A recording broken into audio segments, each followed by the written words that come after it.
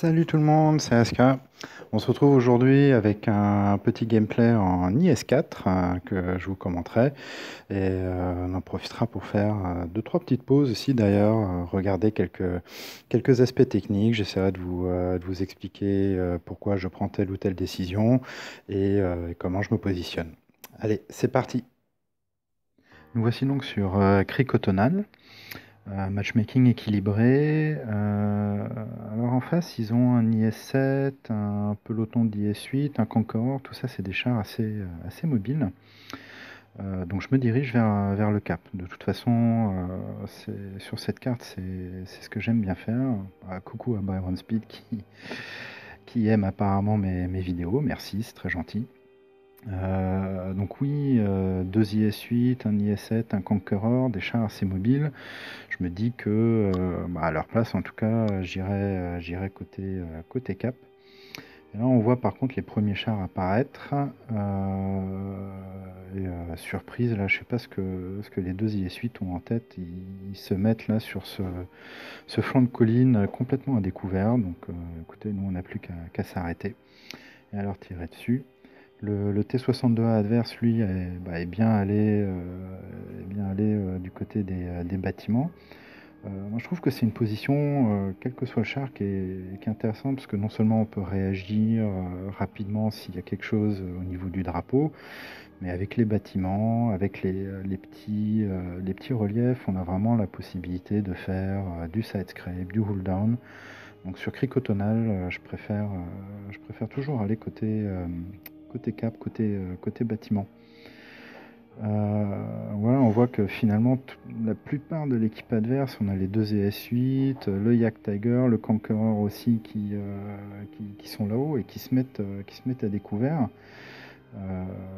J'avoue que j'ai du mal à comprendre leur stratégie, mais bon, pour nous, c'est tout bon. Il y a juste les IS-8, alors le E75 aussi là-haut. Je suis désolé, c'est Baron Speed, je vérifierai après le tir, mais tu étais la seule cible disponible, donc voilà, je t'en mets une, mais voilà, après je t'ai laissé tranquille.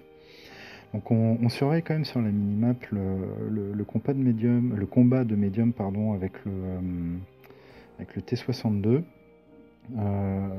Mais bon, on a nos deux médiums. Là, le Conqueror se fait track, ce qui nous permet de le terminer.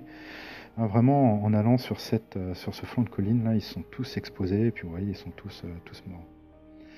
Alors là, je m'arrête. On verra après, je suis dans une position. J'attends de voir ce que donne le combat avec le T62A.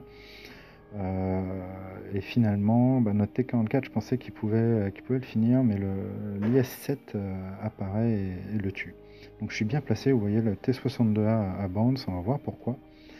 Je m'étais arrêté là parce que la langue de terre qu'on voit là en bleu protège déjà ma caisse, mes fesses. Le tir, il peut venir que de la direction de la flèche. Je suis anglais. Euh, c'est un mix entre hold down, side scrape. Il va obligatoirement bounce et c'est ce qui s'est produit.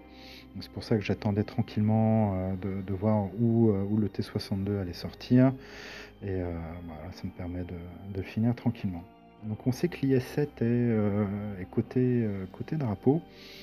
Alors je préfère quand même sortir de l'eau rapidement parce que l'IS-4 n'est pas très maniable déjà à la base et faire un demi-tour dans la flotte, ça prend des heures. Donc là, non seulement je me rapproche de mes équipiers, je suis à l'abri derrière les tuyaux et du coup je peux attaquer la dernière position connue de l'IS-7 de façon frontale.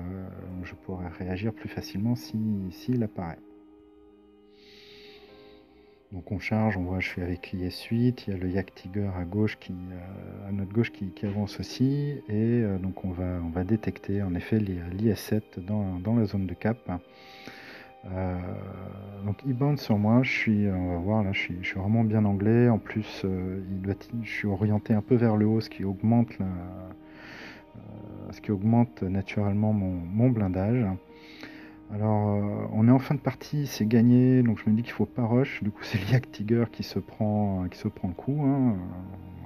peut-être dû y aller parce que j'étais le lourd de service, tier 10 en plus, mais voilà, je voulais limiter les dommages. Donc là, il me focus de nouveau avec son canon, donc j'avance pour me mettre en position de side scrape, même sans être collé.